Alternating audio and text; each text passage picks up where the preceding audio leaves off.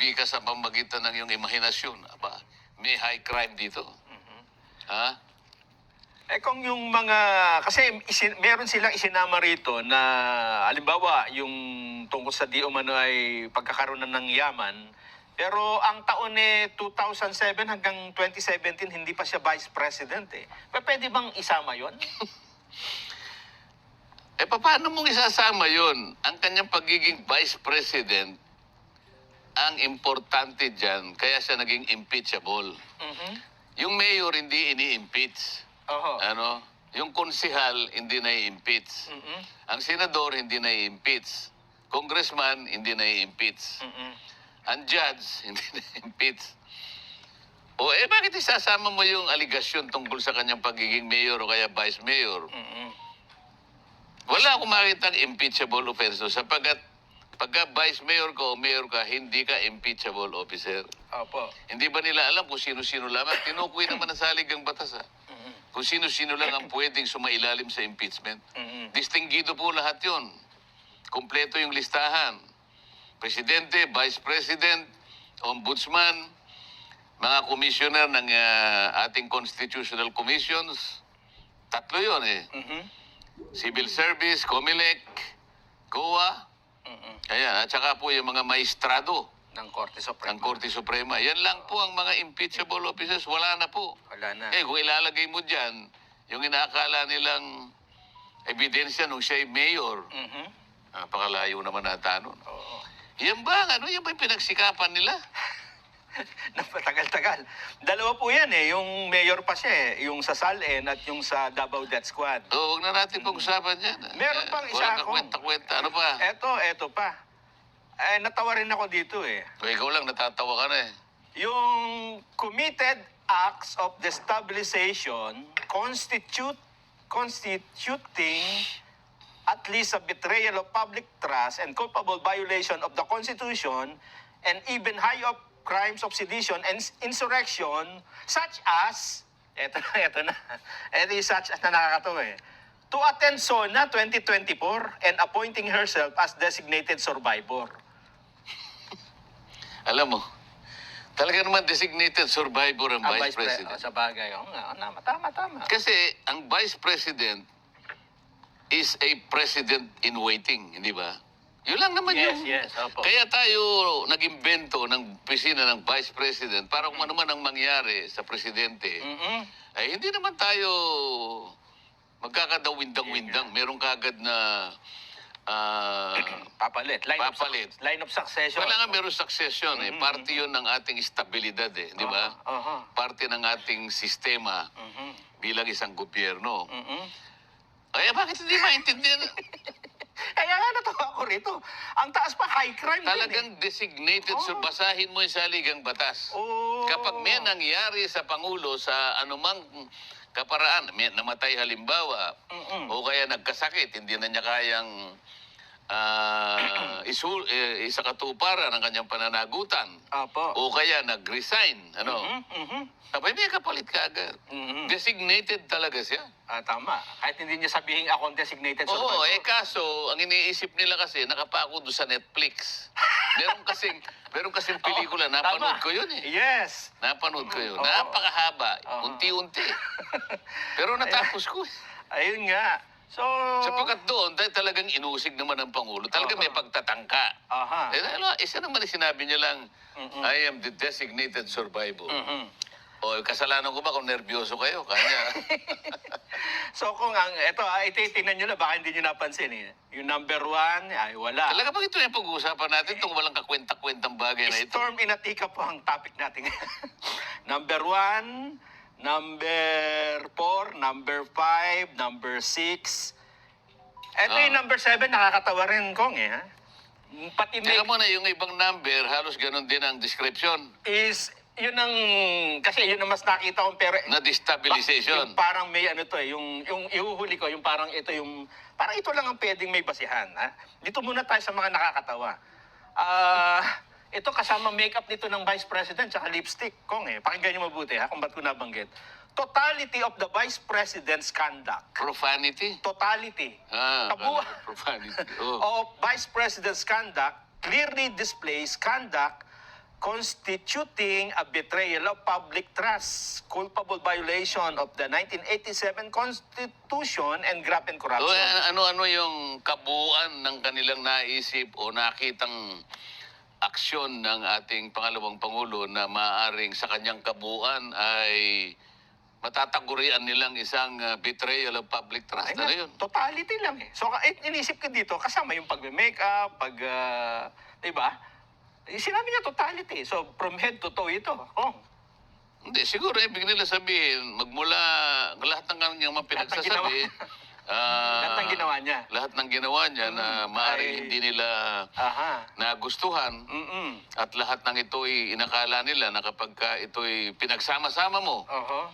ay ang sa kanyang kabuuan ay talagang destabilization plot. Halimbawa, ano ba yung ginawa niya? Nakalagay ba dyan? Hindi eh. Pwede bang ganun? Napaka-general na totality? Ang Tatanungin ko nga sila, di ba? Oo. Pag nandun na ako, senator judge ako, di ba? Ay, sinasabi ko. Tama naman. Dadalhin niyo ako dun Oo, di ba? oo. Kaya nga ngayon, takot na takot siya kaya. Kinakailangan niya kaya, hindi Hindi makalusot manalo. siya. Bantayan niyo yung isang yan. Delikado tayo dyan. Aha. Di ba? Yes.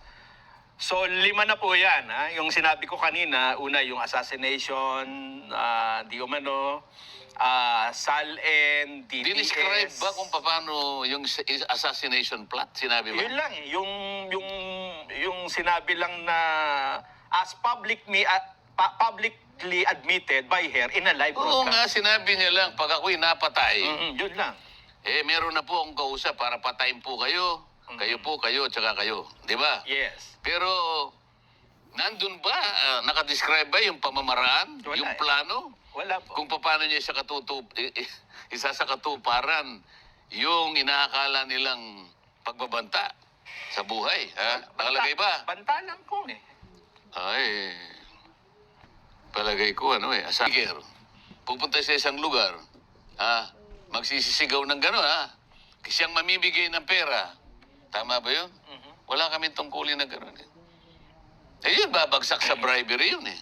Lalo na ngayon, magsisimula ng campaign season halimbawa. Pagkakamalang kang bumibili ka ng boto. Pero akap yun eh. AX. Tupad. Ngayon lamang, alam mo yung guarantee letter na pinadadaan sa amin, Nelson? May sakit yung isang constituent. Pupunta sa amin. Gagawa yung mga staff ko, kasi may sakit, bibigyan niya yung medical abstract na kailangan ng ganitong halaga. Pangkaraniwan, may hirap.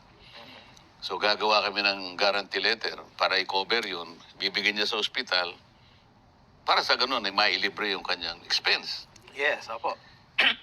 Kailangan bang ipadaan sa amin yun? Ako minsan nahihiya ako eh. Hindi na dapat pinadadaan sa amin yun. Dapat yung DOH, merong sistema o yung DSWD, kayo-kayo na lang sapagkat kayo ang ehensya ng gobyerno na talagang minanduhan na kayo ang tumutok dyan. Kami, tagagawa lang kami ng batas. Hindi. Ang nangyari, dahil sa gusto nilang magpasikat, lalong-lalo na pagka-eleksyon, kailangan sila pang magbigay. Pamumukha mo ba sa tao, utang na loob mo sa akong gumawa ng GL mo, guarantee letter? Hindi po eh. Wala po kayong utang na loob sapagkat yun po ay pera ng gobyerno po yan. Pinadaan lang sa amin. Kahit pa paano sinasabi ko yun eh. Pero yung mga kasama ko, hindi. Para bang gusto nilang palabasin, galing sa bulsa nila yun. Kaya yung tao nananatiling na nag-uutang na loob, parang ganun na lang po, salamat po. Kaya sabi ko, pagka ako'y pumunta sa ibang lugar ngayon, kunin niyo po yung pera na yan. At huwag kayong magte-thank you sapagkat yan, pera po niyo yan. Pera ng taong bayan. Huwag kayong magte-thank you. Huwag kayong pabubulag sa mga yan. Sabi ko, totoo naman eh. Tama. Tapos bribery dyan. Parang binabribe mo na rin ang tao eh. Lantaran, ikaw nga eh. Bakit? May katapat na boto eh. Ito may consideration eh. Pero dyan sa sinasabi mo, wala pa nakitang na-prove nila na mayroong consideration. Namigay siguro sila. Problema na nila yon. Anong consideration? Wala na sila sinabi. May pinagagawa ba sila doon sa mga pinagbigyan ng kung ano-anong pera na yon? Mukhang doon sa hearing, Kong, wala nga lumitaw. Wala nga. Nandun ako eh. Oo. Hinihintay ko nga na tatanungin siya, madam, isa ka po pala sa nakatanggap ng ganito, ilang buwan ka nakatanggap? 3 buwan po. Ano naman ang pinagagawa sa'yo? O di sana nagsalita. Anong kapalit? Ano? Ang gusto po nila kasi, yung pong supplier X, Mm-mm. ay yun po yung palagi kong pinapasok dito. Mm-mm. O bribery talaga yun. Ayun. Di ba? Mm-mm. Baka nagkaroon sila ng idea kung na gawin. Sinasabi ko na nga eh. Partida ko na lang sa kanila yun eh, di ba? Oo. Ay, kaya mahirap naman gumawa ng kwento. Oo. Mabubuking din eh. Oo. Partida ko na po sa inyo yan. Kasi kahit ano pong gawin ninyo, pag nandyan na po, Mm-mm. tingnan natin kung makakalusot kayo. Kung magbe-break lang tayo ha, kasi ang dami nating tampakang commercial eh. Pagbabalik natin ay, ang gusto ko rin itanong sa inyo, mukhang mainit na pinag-uusapan, hinahanap ngayon eh, meron nga bang West Philippine Sea o wala? Kasi ang sabi ng iba, ang daming basher ninyo kung, lalo na yung iba ay mga kilalang tagapagtanggol ng West Philippine Sea, tagapagtaguyod niyan. Baka sabi, ikinakahiya daw nila kayo bilang Pilipino kong. Malalaman natin ang sagot ni Kong Dante pagbabalik ng Saganang Mamamayan. Kulit. Na para walang tayong teritoryo. Abay, Makatsina China. pala ito. Aha. Ano? Ngayon, napatunayan ko ngayon, Nelson, Aha. yung sinasabi ko, Mm-mm. na talagang hindi naiintindihan ng maraming bagay. Kaya tayo nagkakagulo. Mm-mm. Kasi yung pagkakasabi ko lang ng West Philippine Sea na sinabi ko na walang West. technically, Aha. there is no such thing as West Philippine Sea. Yung wording, yung termino. Walang termino yun. Kung Yung maalala mo, hindi ko na alam kung anong date ito eh. Mhm. Dumating dito, yung dating Secretary of State, Hillary Clinton. Aha. Di ba? Panahon ni Obama ito yata eh. Mhm. Siya ang unang nagsabi ng West Philippine Sea. Nagpapasikat yun eh. Mhm. Sa katotohanan lang, yung kapag dinrowing mo yung West Philippine Sea, Nelson, ito yung kabuuan ng maraming bagay, no? Ang hirap kasi meron tayong baseline eh. Yung kabuuan ng ating bansa, guhitan mo yan, paikot. Yung guhit mo na yan, yun ang baseline. May kasamang dagat yun. Yung nasa loob ng ginuhitan mo, yun ang internal sea. Okay. Aha. Internal sea. Mhm. Mula doon sa geographic archipelagic baseline, 12 miles territorial sea. Okay. Okay? Mula doon sa territorial sea, another 12 miles. Okay? Ito yung ating continental shelf. Mhm. Okay? Pagkatapos, another 24 miles away from the baseline, Mhm. or 200 nautical miles, pag kinuwenta mo, exclusive economic zone. Itong tatlong bahagi na ito, Mhm. ito yung ating maritime rights. Mhm. Ito yung sinaklaw nila, ito yung West Philippine Sea, sabi niya. Yung lahat. So, alam mo, kahit na hindi mo pa sabihin West Philippine, atin talaga yun. Mhm. Iyan po ay nakasulat sa mga treaty na ating pong pinirmahan, kung tawagin ay UNCLOS. Mhm. United Nations Convention on the Law of the Sea. So meron tayong 12 miles territorial sea, meron tayong 12 continental shelf, Mhm. exclusive economic zone. Oo. Atin yun. Malawak. Oo. Sa lahat po ng nakikinig, tandaan po ninyo, atin po lahat yun. Mhm. Kahit ano pong mangyari, hanggang sa huling patak ng ating dugo, ilalaban po natin yan. Mhm. Ang sinabi ko lamang po, nung pinangalanan po yun ng West Philippine Sea, tayo lang pong gumawa nun eh. Mhm. Halimbawa ikaw, Nelson, para ganap na maintindihan. Alam ko naman, may lupa ka dyan sa tinatamnan mo di ba? Meron po. Oo. Dahil sa kagustuhan mo na, siguro, gusto mong i-dramatize, ikaw talaga may-ari niya. Para alam ng tao. Alam ng tao. Merong street dito papunta dyan, merong major street eh. Aha. Ang pangalan halimbawa ng street, Subarjaga Street. Parjaga Street. Ano? Oo.